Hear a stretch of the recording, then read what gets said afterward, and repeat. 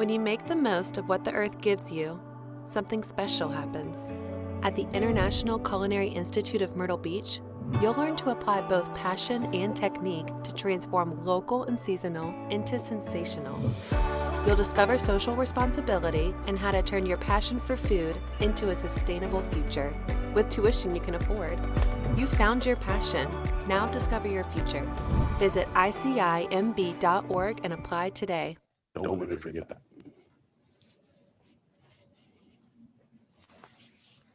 Hello, everybody. Welcome. This is the International Culinary Institute of Myrtle Beach. I am Chef Geoff Blount. I'm here with my lovely assistant, Stella.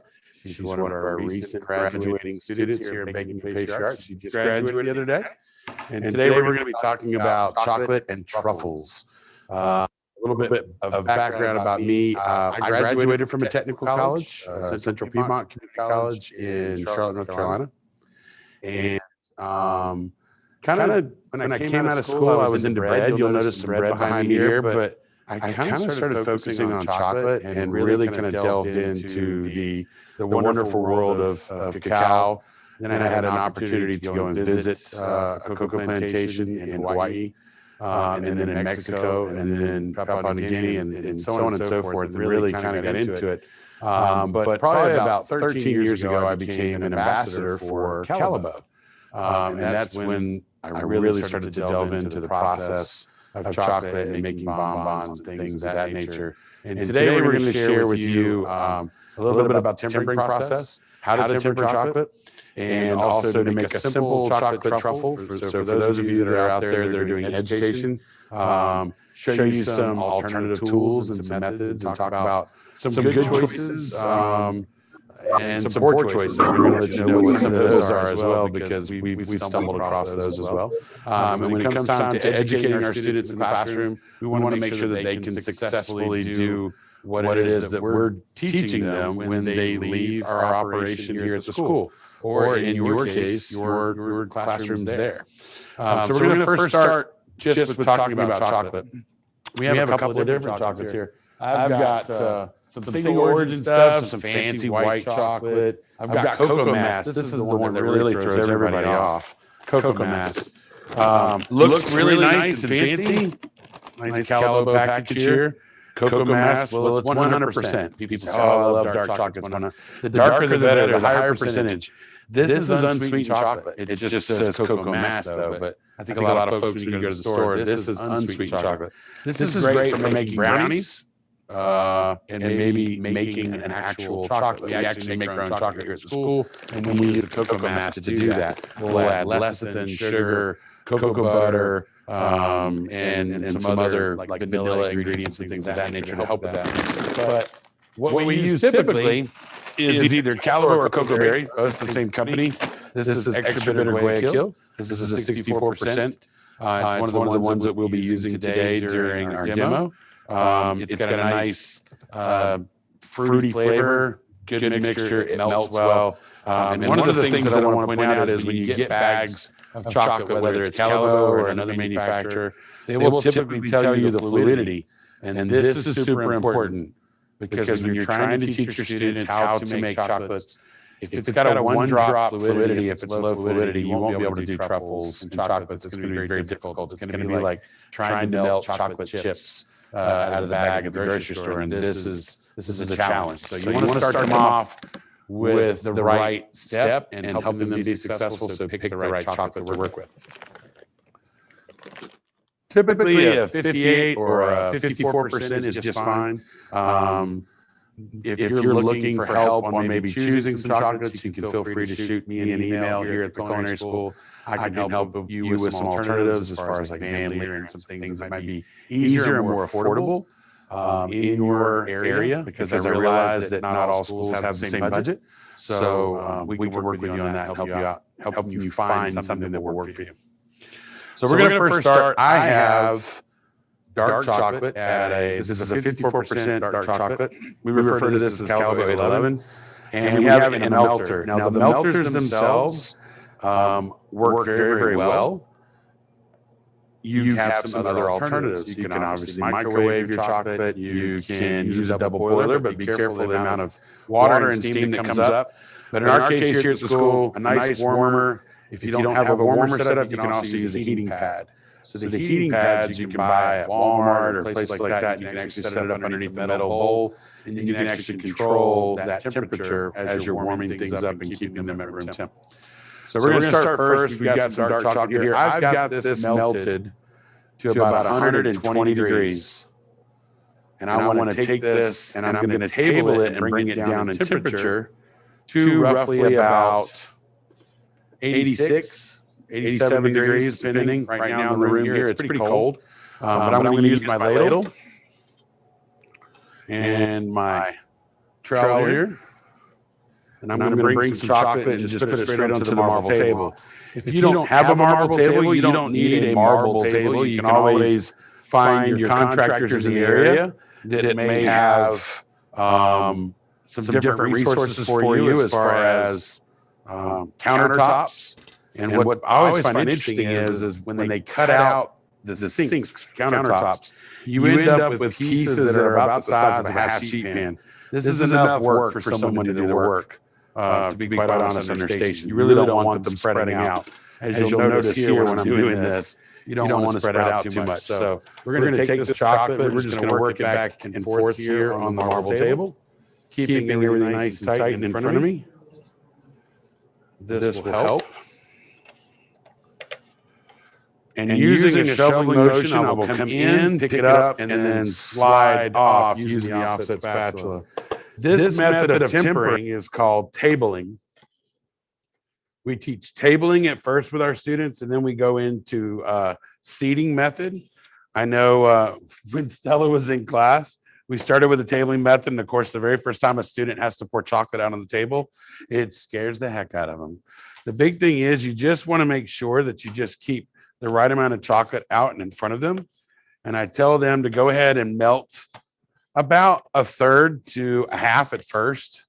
And the idea is that you're getting this to a sludgy stage and then mixing it in with the rest of the fully melted chocolate. That fully melted chocolate then resets the crystallizations, and you end up with good beta crystals that work really, really well in the box. And then you have some time to work with it. So we're going to remove this. We're going to spread this out one more time. There we go.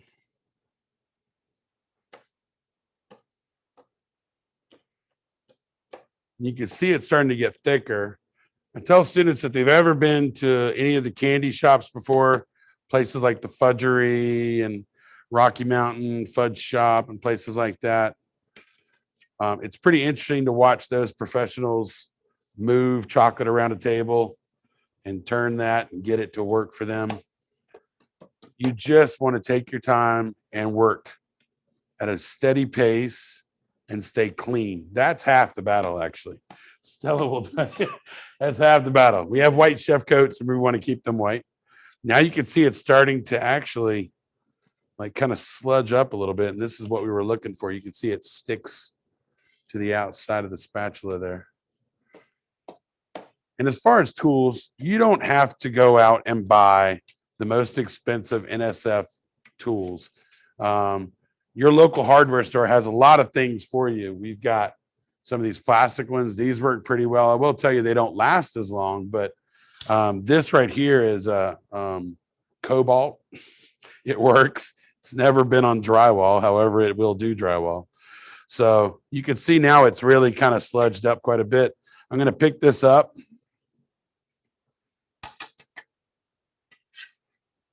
And bring it right back to the box and just remove it straight into the box. Like I said, if you just work nice, steady pace, you can get all this in without making a huge mess. Just take your time. There we go. And then there's going to be time to clean off your tools while using those tools here in just a minute. The stuff that's in there is actually going to cause the rest of the warm chocolate to set for us properly.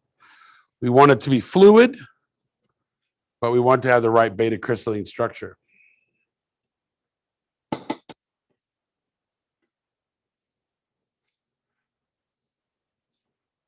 now we'll go through and clean our tools up using the tools themselves.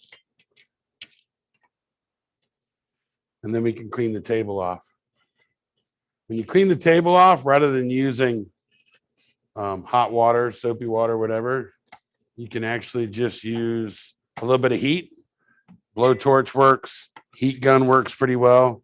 If you don't want to bring a blowtorch into your kitchen, I know a lot of people have those now with the popularity of creme brulee in the classroom, and showing somebody how to properly use a blowtorch, I think, is probably extremely important.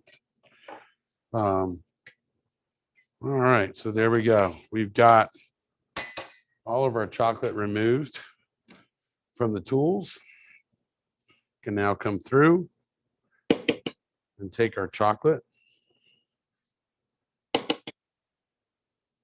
And then what we'll do is we'll take that chocolate and we'll just stir it in really good. So as these chunkier pieces go in, you'll notice that if you really think about the process, and if you're one of those that's ever tempered using the seeding process, this is where it all of a sudden becomes much like the seeding process itself. Think of what we just made as the seed or the pieces, and we're putting it into the warm melted chocolate. And then of course that resets and realigns everything. So mix this through thoroughly.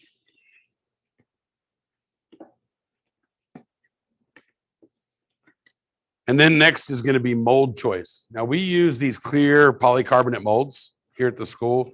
We find that the polycarbonate molds, there's a lot of choices out there. You can go on Amazon, you can go on Webstaurant, you can go on Chef's Warehouse, JB Prince. There's a lot of places.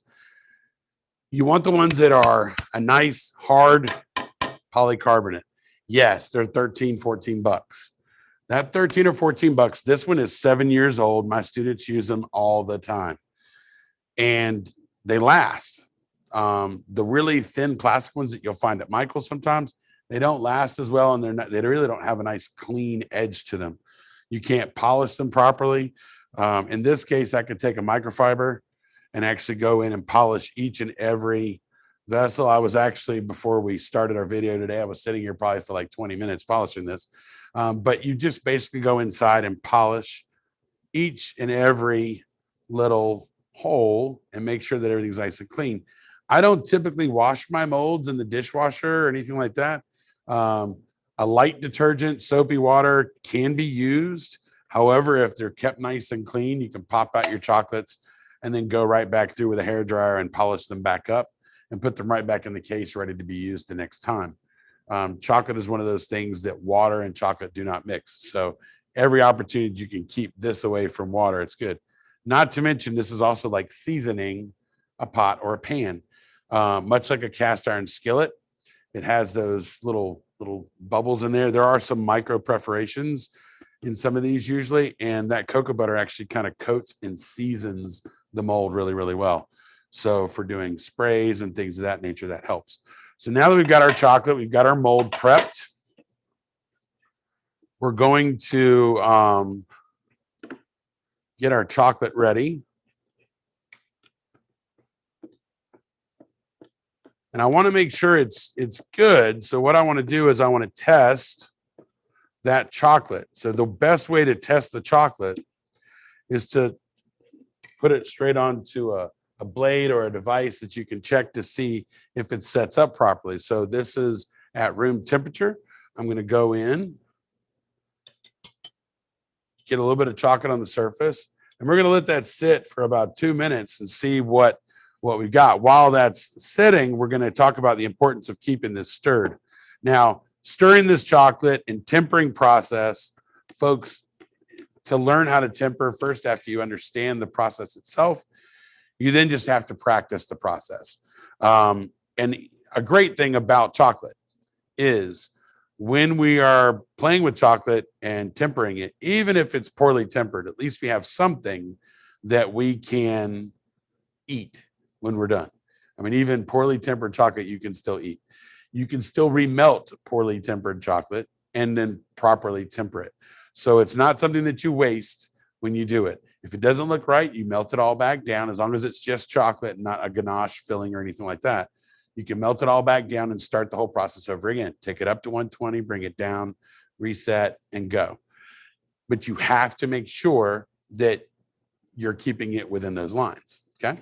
Now, our next set here, just stirring. I've got one nice big chunk in here, and I want to make sure that we're right there. We're right at about 33 degrees Celsius or 87.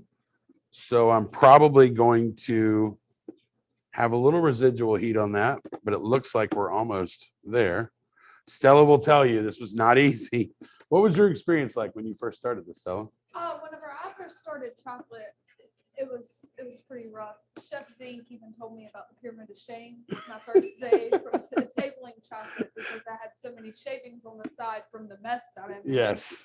However, through chocolate class, I found a love for chocolate. It's one of my favorite things to do now. Yeah, but it's practice. It is practice. During your competition, you probably did chocolate work during practice, probably about an hour and a half each day. Mm-hmm. And I would say that after you did that a couple of times, you were able to knock that out. Yes, I mean, sir. even during the competition, you were just like chocolate work easy. But you learned the principles in chocolate class. And then, of course, through practicing, you were good to go. So like with anything, right? Like riding a bike, making a loaf of bread, shaping it, different kinds of things that we do, even in the savory side, you have to practice what we've taught you in the classroom to really get proficient at it. All right, so I'm going to clean that off. We're going to give it a redip because that one was a little warm. It looks like we've cooled down quite a bit here. There we go, 32. We'll see if that gives us the snap that we want. Meanwhile, what I'm going to do, we've got our mold. Let's grab that white chocolate. I want to talk to them briefly about a little trick that we call dirty tempering. Dirty tempering is something that we do when you're doing competitions. And for those of you that are getting students ready for Pro Start competitions, I think a lot of instructors feel like they need to temper a lot of chocolate all at one time. And we're here to tell you that you don't need to do that. When you only need 4 portions of something, whether it's piping onto a plate or making a little curl or a leaf or something like that, you can do something quick and easy with this process. So what we're going to do here, we've got a piping bag, we've got our mold set. I've got some white chocolate here, and this is pretty warm. This is probably in the 115, 117 range.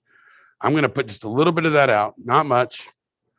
And I'm going to work this back and forth on the table in front of me. I've got a piping bag ready. I've got a pair of scissors, and I'm going to take this down in temp very quickly in one little piece. You can imagine you would not need a very big piece of marble. You can actually have just a little piece of slate, or even a nice flat plate would work.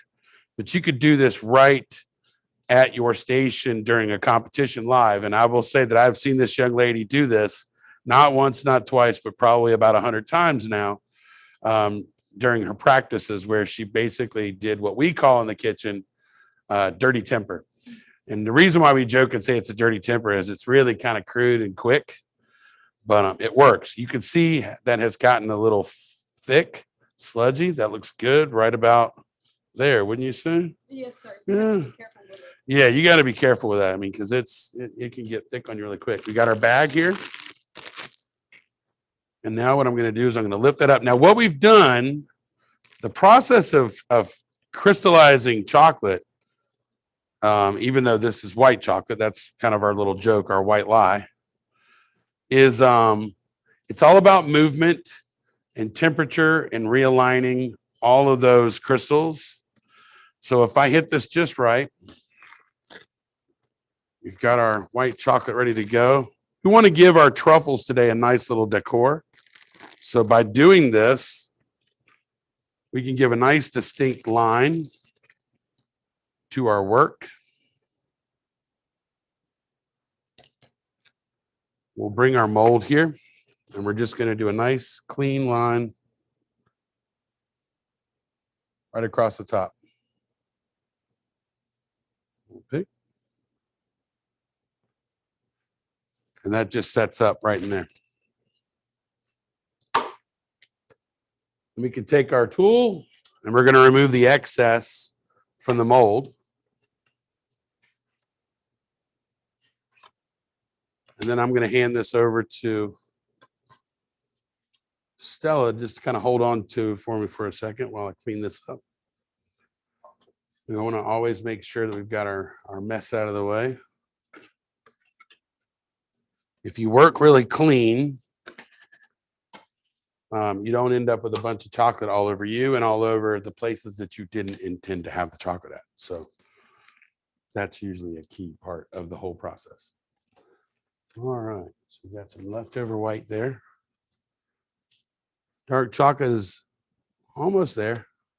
I'm going to go ahead and fill up a bag of our dark so that we can fill those molds as that white chocolate is setting. Yeah, we're probably a couple of degrees over. That's probably why. But I'm going to show you a little trick here. You can actually take the chocolate bag. This is a cold marble surface. We definitely got crystals agitated in here. They're ready to go. And by cooling this off quickly, this will enable us to fill our molds, and then we'll talk about ganache and centers and fillings, because when people talk about, oh, we make our own chocolates, this day and age with micro roasting beans and things like that and making small batches of actually chocolate in-house, there's making chocolate and then there's making chocolate confections. And in most cases, especially our secondary schools, you're probably looking to more teach them a little bit more about making chocolate confections rather than actually chocolates. Now, if you're interested in making chocolates, we can help you with that. That's actually one of the things we do in our food science class here now. We have our own grinder and miller, so we can actually do that in-house. All right, so we're going to fill this mold.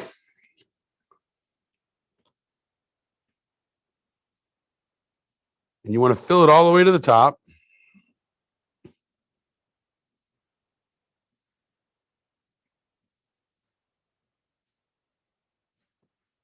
And typically we let it sit in there for about 2 to 3. Take our excess chocolate. You don't want to set that bag of excess chocolate down. And you really don't have to use a bag every time, because I realize this is a disposable bag. However, I do find that the first time a student does this process, that this really does help keep it clean. It keeps chocolate off the front of your apron and off all over the table. And of course, it keeps the molds for the most part very clean as well. So we're going to give that a little tap. We're going to tap the other way. And then one of the things that we like to do is off the edge of the table. And this makes sure that all the air bubbles. Now, as this is sitting for our 2 minutes, we're going to talk a little bit about shapes.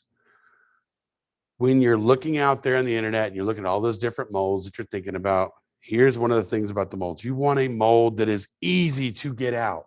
You want something that is, I would say, rounded. Mm-hmm. We have seen some of the squared molds and they look really cool. They're fancy, but they're kind of a pain to get out of the mold.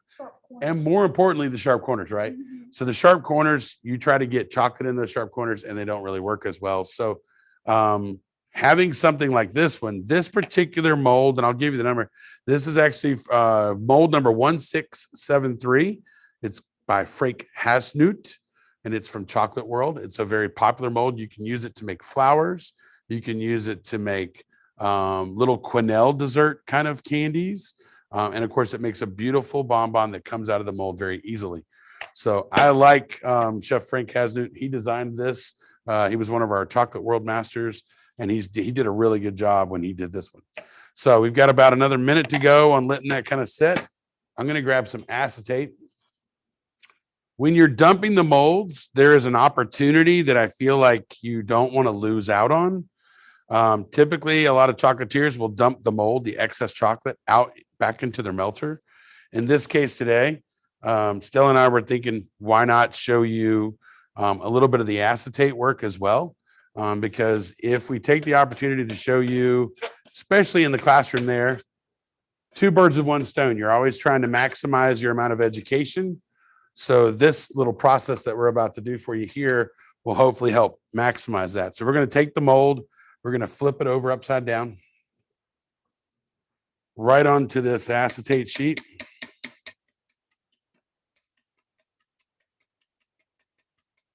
You've got room for this over there. Yes, sir.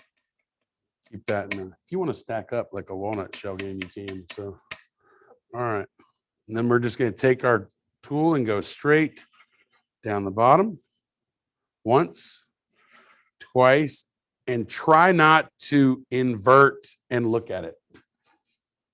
It's the hardest thing when Stella did this. You don't want to flip this over and look at it as badly as you want to, because what happens is gravity right now is working for us. It's coming down and it's creating that shell nice and thin.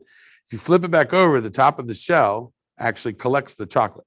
So I'm going to hand this over to Stella. She's going to place that down onto our silpat mat over there. And then what we're going to do is we're going to take this, like I said, this lost opportunity usually, and we're going to spread this chocolate out nice and thin on this piece of acetate. And it has a color, a little bit of cocoa butter silk screen design on it. And it really does kind of help when you're trying to do a couple of other things. So while making chocolates for maybe after dinner, you can make a nice little garnish for maybe the dessert or maybe a cake that you're going to be doing the next day. As soon as that starts to set up, that looks good. We're going to remove our excess. We're going to grab one corner of the sheet, the other corner, and then we're just going to give it a little shake. This gets all of those little strokes, because I think I've watched people numerous times, and I know I did it for a long time. You'd sit there and try to smooth it all out. And then, of course, one little shake and you're done, and it kind of does the job for you. We'll move that out of the way, and we should be in good shape. We can roll this up as it starts to get plasticized. It has like a little texture to it, like it feels like plastic a little bit, but it's still cut up, like we can actually cut it. So we'll cut some shapes, we'll roll it up, and we'll put that away for when we're undoing all of our chocolates. Our next thing we want to talk about is how to fill this chocolate with a ganache. And it's 2 easy ingredients. You've got the recipe in a piece of paper there, but I will tell you that it's very simple. 8 ounces of chocolate to 8 ounces of heavy cream. That's the simple one. You can add butter and glucose and corn syrup and do other stretches, but you can even infuse some flavors in there by putting that into the cream or the milk. But in this case, what we're going to do, we're going to go ahead and boil a little bit of cream and show you the process. Very simple. So this is 8 ounces of heavy cream. We're just going to put that in the pot. And while that's boiling, look, we've got our plasticize. I think we're there. A little bendy spot right there. Yeah, a couple little bendy spots. Partly probably because this is so cold. We'll let that sit just a little bit longer. But I've got my chocolate here, and it's in a separate container. This container works just fine. This is something that's very common, I think, in most kitchens.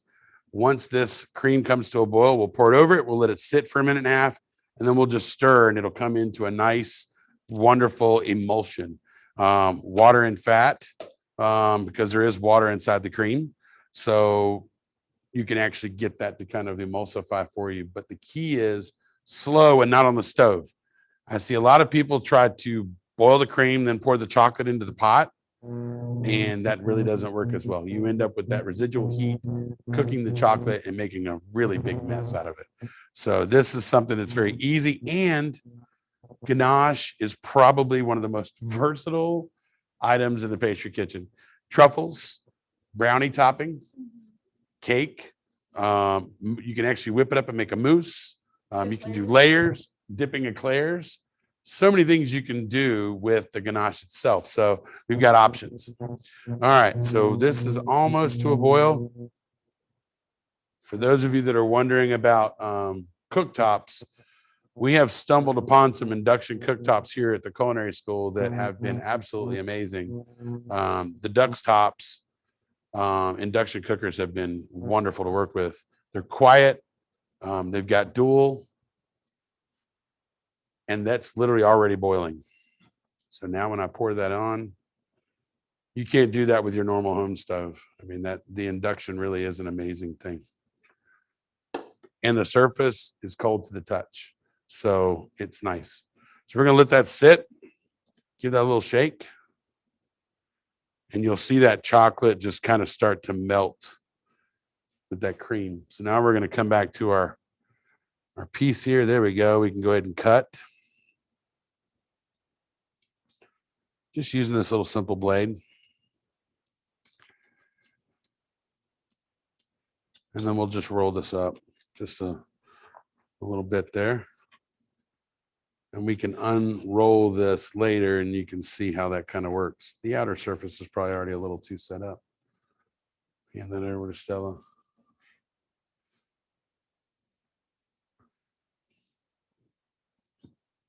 After about 2 minutes, you can really start to kind of stir this. Stirring, not a whisk. You do not want to use a whisk.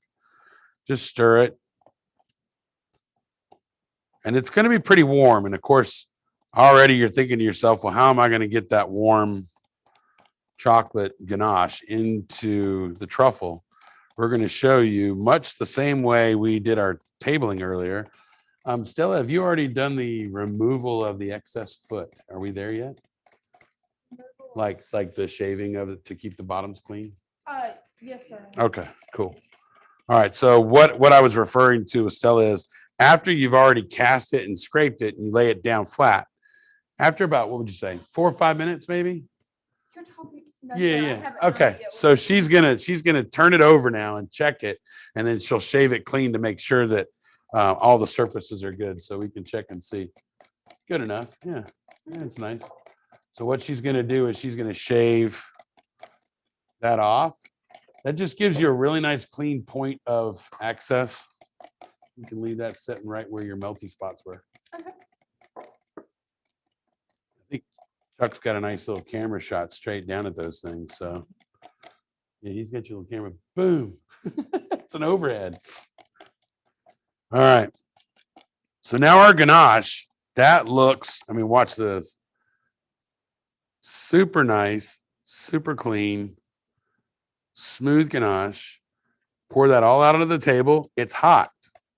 So I can't put this hot ganache, obviously, into the truffle shells. It would melt it. So much like we did with our chocolate earlier, we're going to work this back and forth in the exact same pile of chocolate that we had. And we'll cool this off to a point where we can actually pipe it. Now, here's a really cool side effect. Now, I know when I taught you guys in class, the first time we made a ganache, we just cooled it off a little bit and then we piped it and then we waited till the next day. You can actually pipe this so that it actually sets up easily and with relatively, what would you say, in probably like 15, 20 minutes, you can set it up. Yeah. Yeah. So in our case today, we're going to get this cooled off real quick. It's the great part about the little bit of marble we've got here, and you've got a bag already ready. She's got a couple of molds set and ready to go.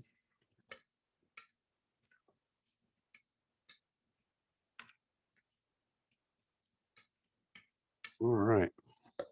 Fill this back up.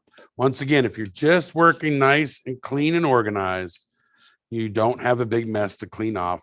And I know a lot of people think, I'll just go off the edge of the table. Inevitably, when you go off the edge of the table, it never hits the cup. It hits the floor.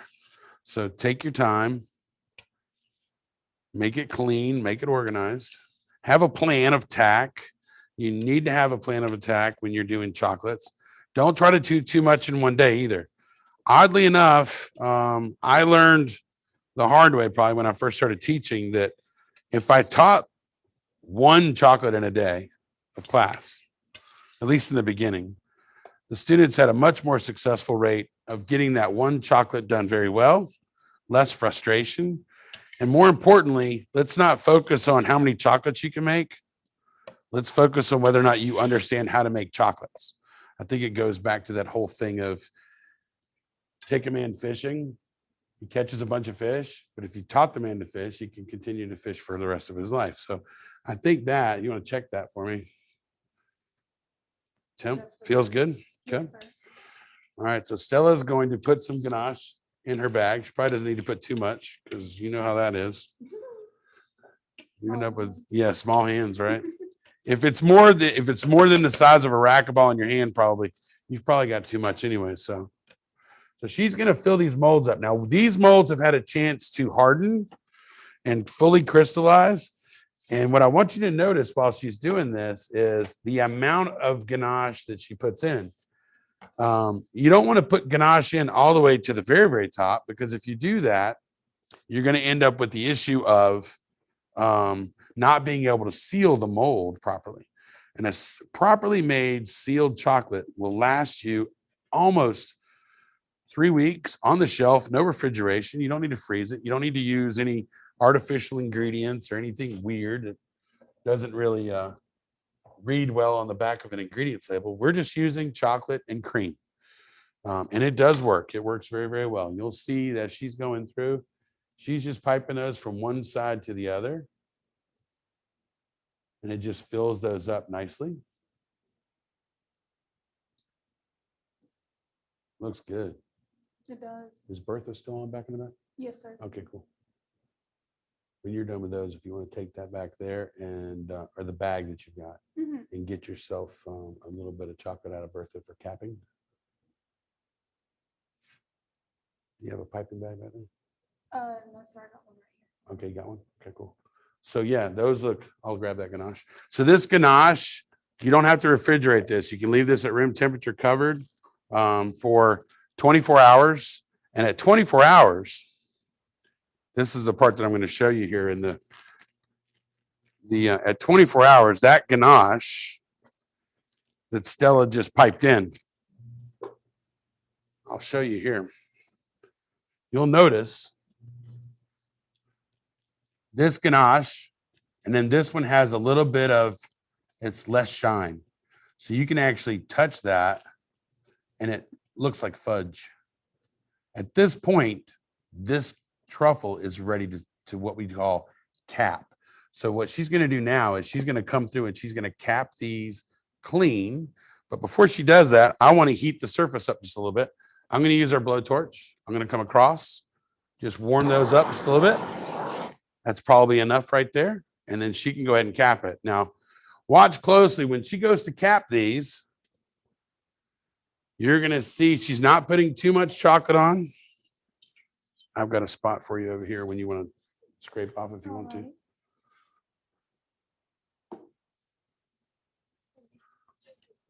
A little bit whole. Good. Okay.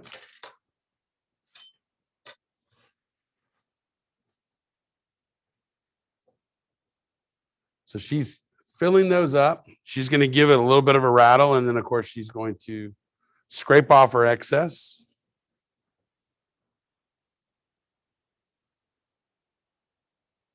Stella's been making chocolates here at the school for quite some time. And I got you. Thank you. Some of her chocolates have been featured here in the restaurant, at our Fowler restaurant, for dinner service. At the end of the night, we serve chocolates as part of the end of the meal. And she does a phenomenal job coming up with wonderful flavors. All right, cool. I'll take that part. Okay. What part? Okay. This part. So you're all set? Yes, sir. Sweet. That looks good. So her excess chocolate that she's got tempered, I'm just going to spread this out here for a second. And then do you want to show them your chocolates that you made? Same ones. So Stella's got a set already set up for us. And it's kind of whenever you break the chocolates, it's like an ice box. You have to twist it. You need some room there.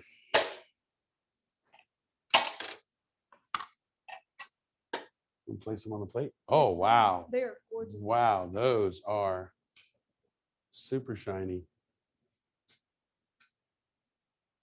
Nicely done. Mm-hmm. So these chocolates, when we're doing these, Let's see if we can place one right here on the purple. So you can see that nice white line that we placed on there. And here's one of the keys. When you go to cut it, it cuts through nice and clean. Yes, it still gives her chills when she hits those shells thin. And that's the key. The shell should be thin. You can see that nice thin shell there. It looks good. Am I looking at you, Chuck? That nice thin shell. Hold it up. Heard. This shell is super thin. Realize that your chocolate is your most expensive ingredient. So your ganache is your cheaper ingredient because you've got mixed with cream.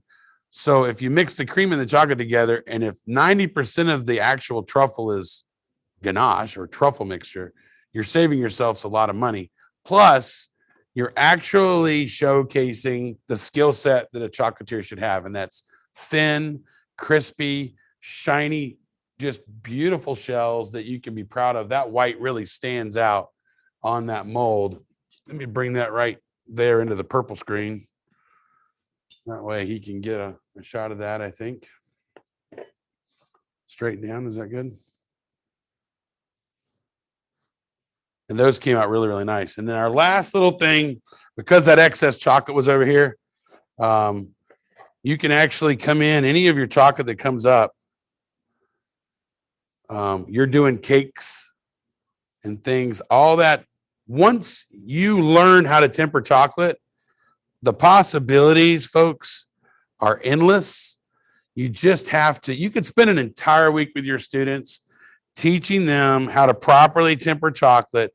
And I'll be honest, you do this in the fall, and when it comes time to around Christmas season or whatever, which is usually the cooler time of the months, you can make some serious money and get some attention for yourselves here at the schools by selling different kinds of confections and things. It's a little bit of an investment on the front end, but I will tell you this, it will teach your students to be great entrepreneurs. It'll teach them to be resourceful. And who doesn't love a little bit of chocolate in their lives? So, but that's chocolate and truffles in a nutshell. Practice the chocolate. Once you get tempering down pat, you're able to get tons and tons of activities off of just that one process, learning to temper chocolate. Truffles, bonbons, chocolate decor. This is one of our little Christmas trees that we make. It's kind of a alternative looking little Christmas tree. It actually has some of Stella's truffles attached to it. So yeah, it's a lot of fun. What? Q&A. So we got some Q&A time. This will give everybody a chance to